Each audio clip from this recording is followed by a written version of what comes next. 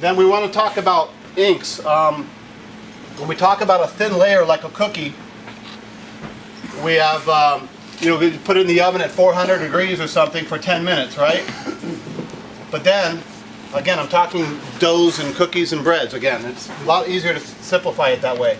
So here's a cookie, and we want to make sure that whole ink film becomes 320 degrees all the way through. But when you do like a cake, you can't raise the temperature, and that's what people do, is they raise the temperature and run it faster because they're trying to keep up. But we want that whole ink film, not just the top or the bottom, to become 320. We need that whole thing all the way through to be 320. And what happens is if you don't, you stretch it, it cracks. And I get a phone call and it says your ink doesn't work. It does. We really try to, we have a whole lab at our facility. It's really hard for us to pass a product that doesn't work. It's not that hard. It may not taste good. I'm going back to the breads. It may not taste good, but you can eat it and it won't kill you. So we have a lot of lab people. They test the cure. They test the stretchability. They test, obviously they check the colors. They're really good at doing that. So I want to make sure that everybody says that if your ink cracks, it's probably too thin of a layer or it's not cured. And it's very basic, okay? But when we do the high densities, we want to make sure that we get the whole ink film cured. And why we do that is time is your best friend in the oven. Time is I can't stress it enough. The slower it is, lower the temp. If you're burning your shirts, lower the temp. But no lower than 320. But any higher than that, you're just wasting energy. And if you're going really fast and you've got room on your belt, just slow it down. Whether you're doing discharge, water-based, high density, glitter, metallic, doesn't matter. Time is your best friend. I can't stress it enough. Slow it down, let it get to 320, get that whole ink film through, and you're going to be a lot better off.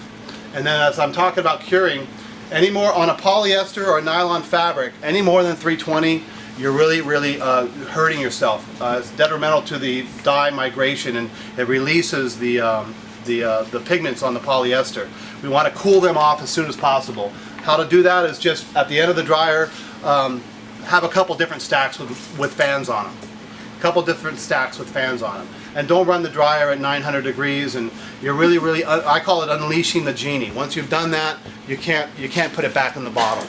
Okay, so keep the temperatures as low as possible. Again, 320, no lower, but the sooner you can cool it off, the better. I've seen shirts where, the day after in production, they stack shirts. They fold them up in a dozen. They put them in the box. 2 days later, sweatshirts especially, you go back and we want to check check the quality. And you open them up and they're still warm.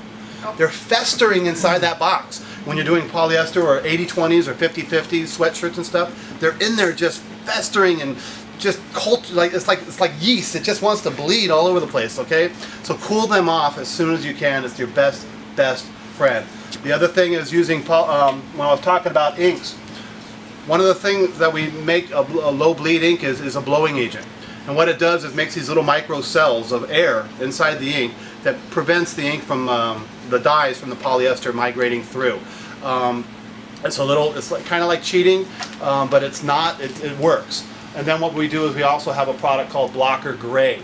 Blocker Gray has it actually has charcoal in it, just like your pool filters and everything else, and your water filters. They have charcoal in it. That's why it's a gray color, because they're actually using a charcoal particle inside the ink to make it absorb the dye migration. These are all things that we just in the lab, they come up with ideas. And then we also have a product called Paramount White. It's almost as good as the Blocker Gray, but it's white by itself and it doesn't have that charcoal in it. But it works on 95% of those problematic fabrics.